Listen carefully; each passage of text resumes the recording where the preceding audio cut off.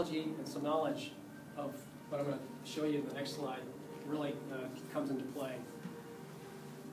How long does it take? Boy, if you do it wrong, it can take a long time. I've had, I have two anecdotes, personal anecdotes about jet lag. I went to my first European trip to a conference when I was in graduate school.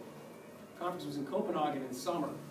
I fly to France, I'll figure out a couple days in Paris.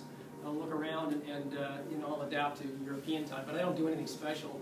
By the time I get to the meeting 7 days after I've been in Europe, I'm completely inverted. I can't stay awake during the day. I'm just struggling, and I can't sleep at night. I had somehow managed to invert myself. The next time I went to a conference in Europe, I took glacier goggles.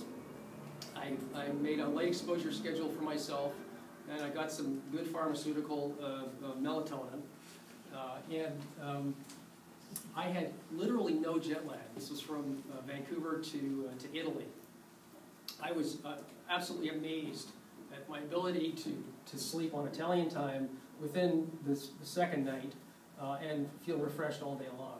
And the key was to avoid light at the wrong time and seek and get bright light at the correct time. And the timing is absolutely critical. So that's what I want to show you next a little bit about.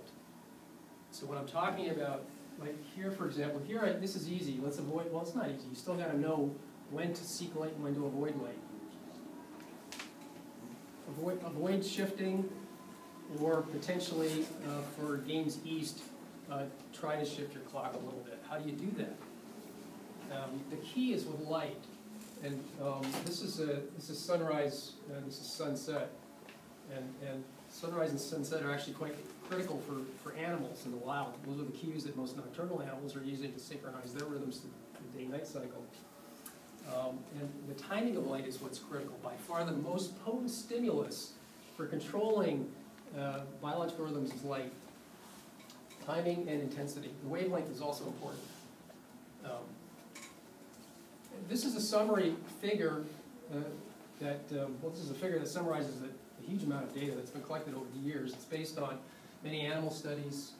It's based on studies with humans as well. And it turns out that every animal that has a biological clock is sensitive to light and sensitive to light in the same way. Regardless of whether you are a bacteria or a mouse, fruit fly, or a human, your circadian clock works on the same principles and can be shifted by light in the same manner. So what I've got illustrated here is part of the day. So it's not the full circadian cycle, the full 24-hour cycle. So this is the evening, so this would be sleep onset, and this would be wake time. And this is for a person who's stably entrained to local time in some place. It's in Vancouver. The body temperature minimum is occurring about 3 hours before habitual wake-up time. So if you were to be allowed to sleep in and you're not under any heavy sleep debt, there'll be a time that you sort of naturally wake up. Body temperature minimum is about 3 hours before that is starting to rise.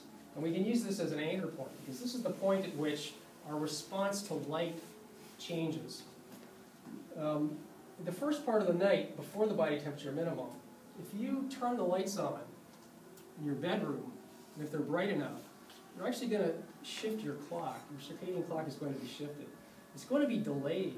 It's like setting your clock back. And it's going to be delayed by an amount. In a sense, it's like stopping the clock for a while. It's going to be delayed.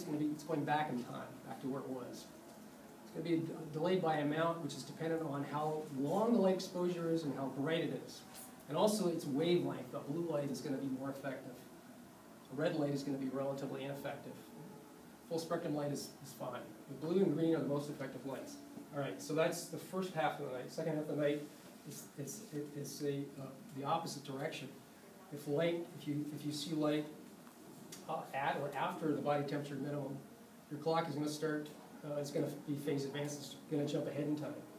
This is like going west, slowing down. Because when you go to Hawaii, it's 5 o'clock here. It's 3 o'clock there. So it's back in time. It's in a sense you delay progression through the cycle. You go back. And advance means you jump forward. Montreal is 3 hours ahead of us. So just go on to Montreal time, you have to jump forward 3 hours. Light exposure in the second half of the night sends your clock east. light exposure in the first half of the night, set your clock west. So you know what you have to do. Once you have this, once you know what the habitual wake-up time is, infer from that the body temperature minimum, and a knowledge of this so-called, we call this a phase response curve. It's the response of the circadian clock to light as a function of the phase of the clock when light exposure happens. So we call it a phase response curve, or PRC. Knowledge of the PRC allows you then to schedule light exposure, which is the single most important thing for controlling biological rhythms. And this is how I was able to reset myself to Italian time almost within 1 or 2 cycles. I was there. I did it by seeking light in the phase advance portion and avoiding light, just as important in the phase delay. And that can be hard to do. When you're on the airplane flying across the Atlantic, all of a sudden the sun comes up. And they're turning all the lights on and trying to stuff greasy eggs into you at 4 o'clock in the morning Vancouver time. And all of a sudden, the cabin lights up and the sun is coming up as you're flying towards the sun. And your night has suddenly been really chopped in half. And you're getting a whole bunch of light exposure. It's getting very bright in the cabin. You look out the window, you open up your thing, you look out the window, you can see the sun rising over the Atlantic, and it's beautiful, and you just want to watch it. And it's the worst thing that you could be doing, because that sunlight is falling right here. It's not yet, for me, 4 o'clock in the morning, it's not yet my body temperature minimum, or maybe it's right at the minimum. I'm getting phase delayed. I don't want to be phase delayed. So what I do, flying, if I'm doing the overnight across, which is, they're almost all like that, I've got the heavy glacier goggles on at that point. Look like a rock star with the baseball cap pulled over your head. Don't want to be recognized. Or a famous athlete. So that's what you want to do. You want to block out the light, and you want to have a good pair of glasses that will. Amber is the best because it blocks out the blue preferentially. So can I just ask a question? Yeah. Does that mean you're awake, but you're blocking out the light? Sure. You can be awake if you want. You can go to sleep if you want. So if you wear sunglasses, good sunglasses. Good sunglasses. But you're awake, but it's just the light, you're not letting the light in. Yes. The light. It's the light. So if I'm sleeping, I've got eye patches, and if I do happen to wake up, well, at that point, I've actually got my glasses on. Yeah. And I've got them with the side patches, so they're snug fitting. And there's good ski.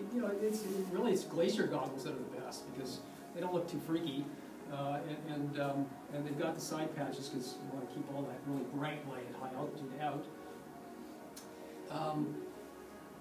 So when I'm going to Europe, and this is the sort of thing that you would put together for somebody that's traveling. You would put, based on this phase response curve, you create a schedule like this, and I've done this for lots of people when they travel. Put together a schedule. This is what I would use, for a trip to Montreal. This is where I actually want to shift.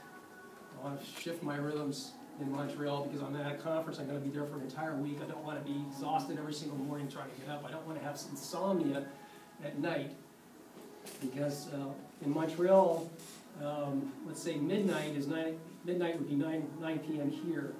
That's still my so-called wake maintenance zone. I am in a zone about 3 hours before my habitual bedtime where it's actually very hard to fall asleep. And anybody that has sleep onset insomnia, the problem is that they're trying to fall asleep in their wake maintenance zone. That's what happens if you are as a chronotype, an extreme evening type. That means that your circadian cycle is shifted later than most people. It means that you're trying to fall asleep. If you're trying to fall asleep when other people do, you're fighting your biology. Your clock's not letting you sleep. It's telling you that you're still in your prime wake time. You can diagnose sleep insomnia quite easily by having people come in the clinic and they say, go to sleep whenever you want and then sleep. And they go to sleep really late and they have a beautiful night's sleep. And you tell them there's nothing wrong with your sleep at all. It's your circadian clock that's the problem. You have to advance your clock. It's too delayed. So that's the problem here. When I go to Montreal, I need to phase advance my clock. If I'm going to be there for an entire week, if I have to get up in the morning every day at 8 or 9 o'clock in Montreal time, that's 5 or 6 o'clock Vancouver time, it's definitely to my advantage to try to advance my clock. And so I do that by getting up in the morning and avoiding light. So I've got the fancy glasses on here during the first few hours of the day, and then later in the afternoon I want to seek light.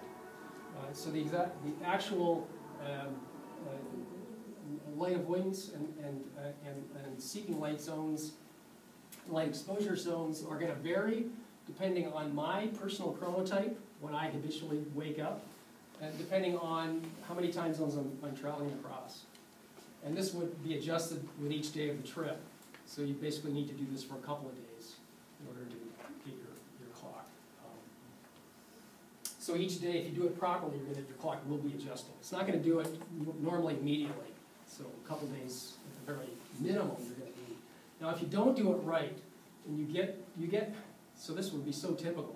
You go to a conference, I know this is not relevant to athletes that are playing outdoors, but for conferences it's just torture. You go to the East Coast to a conference, you arrive there the night before, the first session's in the morning, 8 or 9 o'clock in the morning, and you go from your hotel, and it's in your phase delay zone of your PRC. It's shooting you back, it's shooting my clock to Hawaii.